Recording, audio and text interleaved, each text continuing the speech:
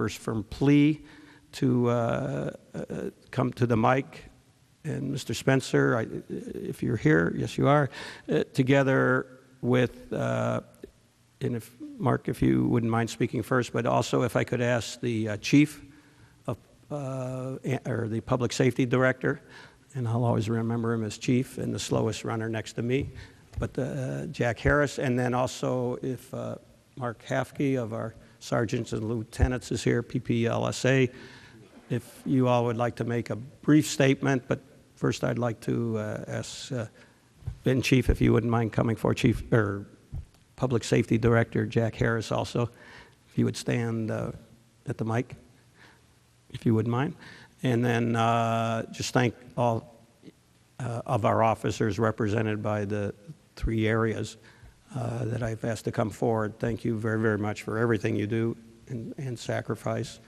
By the way, for those in the audience who are watching, I want to go through our different units, but Mr. Spencer, I'd ask you to maybe lead off and appreciate what the largest labor unit in our city of family has done and what your board has done for the citizens of Phoenix. Thank you, Mr. Mayor, Council. It's a privilege to be here. We know it's difficult to take up a leadership role because to lead means to serve, and police officers recognize service when they see it, and we appreciate all that you do for us. No offense to the rest of the council.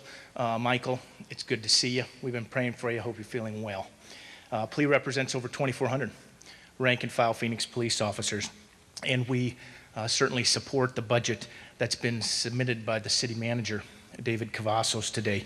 In the context of the city's budget crisis, to say the least, which has been difficult and uncomfortable, understanding and recognizing the priorities to maintain the services provided by public safety, and also understanding the needs of those who are vulnerable in our community.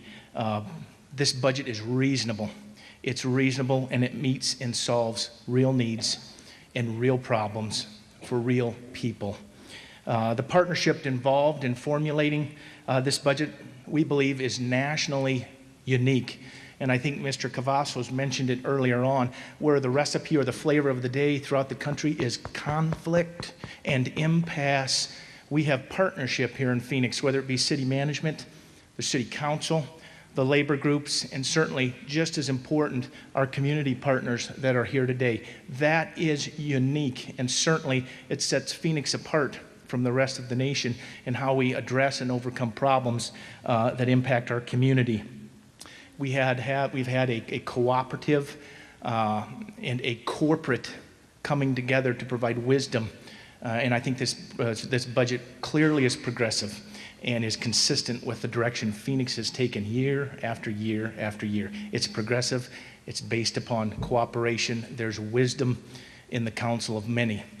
Police officers also recognize that sometimes a few can make a difference for the many.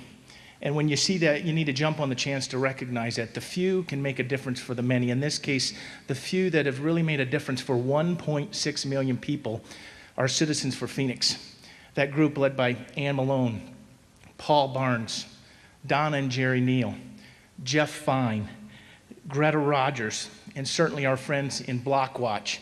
In addition to that, Kathy and David and Ed, police officers know hard work when they see it, and it's appreciative. So thanks to our partners, thanks to the hard work, thanks to the wisdom and the care of the council that they provide the citizens and their police officers in the city of Phoenix. Thank you.